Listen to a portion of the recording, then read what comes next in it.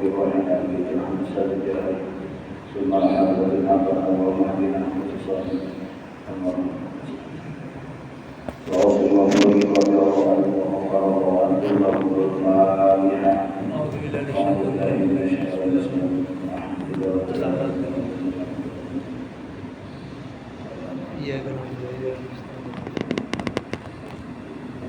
Bismillahirrahmanirrahim. Assalamualaikum warahmatullahi wabarakatuh.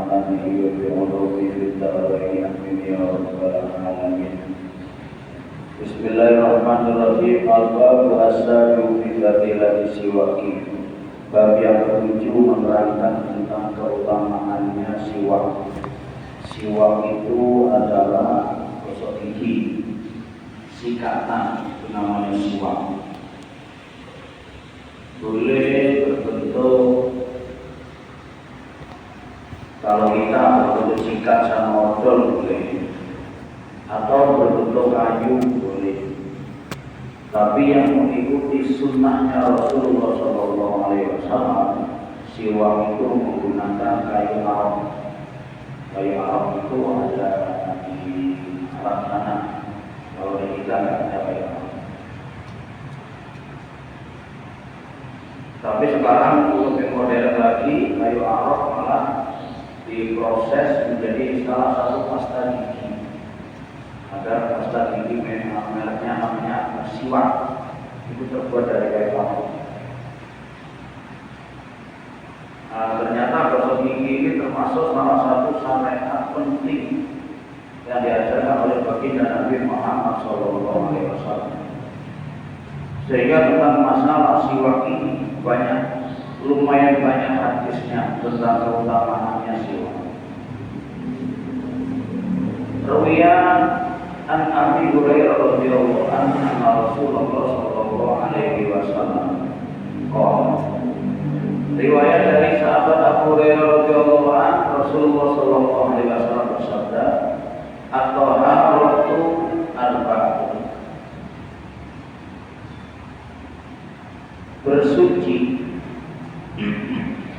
atau bersih-bersih itu ada 4 macam. Jadi di dalam agama kita yang namanya tohar, bersih-bersih itu ada 4 macam. Yang pertama adalah qasus syarib, nyukur kumis. Yang punya kumis, saya punya kumis ini. Terus wahalku anati, nyukur rambut kemaluan. Apa namanya? Apa namanya tadi? Betul tahu tempatnya, tahu kota nggak tahu namanya. Jadi sunnah apa ya? Nyukur rambut kemaluan. Baik laki maupun perempuan sunnah. Dan di antara manfaatnya memotong rambut kemaluan itu adalah menambah syahwat. Jadi kalau rambutnya terlalu panjang, syahwatnya kurang. Kalau yang punya istri ya sering potong. Kalau nggak punya istri nggak apa-apa, nggak ada lawannya. Nggak ada lawannya rugi. Wataklimul adfar, memotong kuku. Ya. Memotong kuku juga salah satu bersih-bersih. Wasiwaku yang keempat adalah bersiwakan. Rawahu al-Bazzar wa Tabrani an Abi Darda. Qala Rasulullah sallallahu alaihi wasallam. Rasulullah sallallahu alaihi wasallam bersabda, "Raka'atani ay sholatu raka'atain." Salat 2 rakaat bisiwakin, dengan siwakan, khairun, itu lebih baik, min sab'ina raka'atan bighairi siwakin, lebih baik daripada 70 rakaat tanpa siwakan. Ya, makanya kita mau sholat itu siwakan dulu, Pak. Siwakan di mana di tempat sholat sebelum takbir itu siwakan. Makanya kadang ada orang yang apa itu kemana-mana bawa siwakan. Kadang kalau anak pondok itu biasanya diikat di tasbihnya, jadi selalu diikat terus. Kalau nggak pakai arok, kajian masih pakai sorban gini boleh, gini ya. Boleh. Yang penting sekedar digosok giginya, biar dapat kesunahannya Rasulullah SAW. Bersiwak 1 rakaat bersiwak lebih utama, lebih baik daripada 70 rakaat tak siwak. Karena mana keutamanya luar biasa.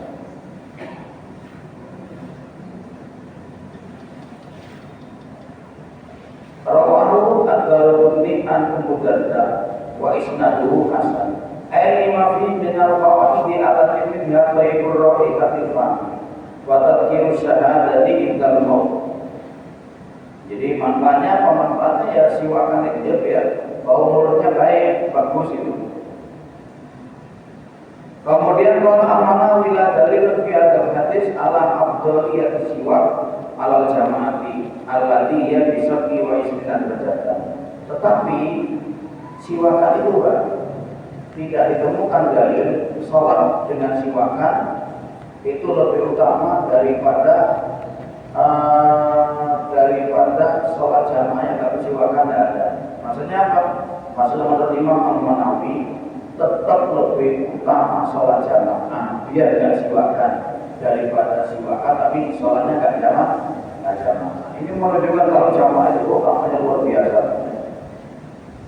Sampai ada Imam Al-Ghazali pernah menyatakan yang dikutip di dalam kitab Anul Talib kalau tidak salah. Lebih utama mana sholat berjamaah tidak khusyuk dengan sholat di dalam rumah khusyuk? Maka jawabnya lebih utama sholat berjamaah di masjid walaupun tidak khusyuk daripada sholat di dalam rumah tapi sholat di dalam rumah walaupun dia khusyuk. Jadi walaupun kita sholat di masjid itu biang-biang di sana kemari tetap lebih utama. Kenapa? Di antara alasannya sholat di masjid itu menunjukkan syiarnya Islam. Jadi keutamanya luar biasa teman-teman. Sampai kata Sayyidina Umar, saya ingin suatu waktu itu jalan-jalan ke kampung saya bakar rumahnya orang yang nggak mau sholat di masjid. Sampai itu berarti sampai pentingnya sholat jamaah. Sampai kata Rasulullah SAW liman jalur masjid ila fil masjid, tidak dianggap sholatnya orang yang rumahnya dekat dengan masjid kecuali dia sholat di masjid. Sholat di masjid itu pun harus jamaah. Saya di masjid sholatnya, tapi masuk ke masjid jamaah sudah selesai, sama aja. Yang penting jamaahnya itu. Saya punya guru, mudah-mudahan Allah panjangkan umurnya masih hidup berdekat. Beliaunya sudah sepuh. Jadi ngajar itu dari rumahnya ke pondok Asunia itu perjalanannya itu sekitar 60 kilo. Jadi bolak-balik. Jadi 3 hari di rumahnya, 3 hari di pondok. Gitu. Nah karena di rumahnya juga punya pondok juga. Jadi di pondok 3 hari, di rumahnya 3 hari bolak-balik. Itu kalau dalam perjalanan di mana dia pas naik bis, kalau perjalanan naik bis. Kalau sudah di mana dengar ada pas naik bis, kok ketemu masjid, turun dari masjidnya. Walaupun bayarnya sudah bayar lewat maksudnya. Dia milih turun dan tidak masalah bayar lagi, yang penting tidak ketinggalan berjamaah. Ini beliau lakukan bertahun-tahun sampai sekarang kan, beliau seperti itu. Kalau pas kelewatan jamaah itu mungkin kita dapat kemana, jamaah sudah selesai, beliau nyari tetangga. Siapa yang berusaha jamaah sama saya? Keliling. Saya nyari tetangga, saking kepinginnya istiqomah sholat jamaah. Dan riyadhah yang paling utama, riyadhah khususnya kalau di bidang pesantren, paling utama riyadhah itu adalah menjaga sholat berjamaah. Qala sallallahu alaihi wasallam, Rasulullah sallallahu alaihi wasallam bersabda, tasawwaru fa inna siwaka madharatun lil kitmani mardhatun lirabbi. Bersiwaklah kalian, kata Rasulullah, karena sesungguhnya siwakan itu mensucikan mulut dan menyebabkan ridho Tuhan. Jadi siwak itu udah sama mulut jadi baunya enak, sama di hadapan Allah ridho. Ini menunjukkan bahwa agama Islam sangat sekali menekankan kepada kebersihan. Kalau ada orang dikit-dikit bicara Islam, tapi orangnya ngopros, tidak menjaga kebersihan, berarti dia masih kurang dalam praktek agamanya. Wa qala sallallahu alaihi wasallam, Sittatun min sunanil mursalin. Ada 6 perkara yang menjadi sunnah-sunnahnya para rasul. Jadi tidak hanya sunnahnya Rasulullah aja, tapi nabi-nabi yang lain juga senang melakukan perkara ini. Wa fil akhir min sunnahil anbiya ay min tariqatihim ay min tariqati qawlihim. Jadi kebiasaan para nabi dan para rasul itu ada. Yang pertama adalah al-haya'u, memiliki sifat malu. Jadi ciri atau kesukaan, sunnahnya para nabi itu memiliki sifat malu. Bimasnati tahiyyati wa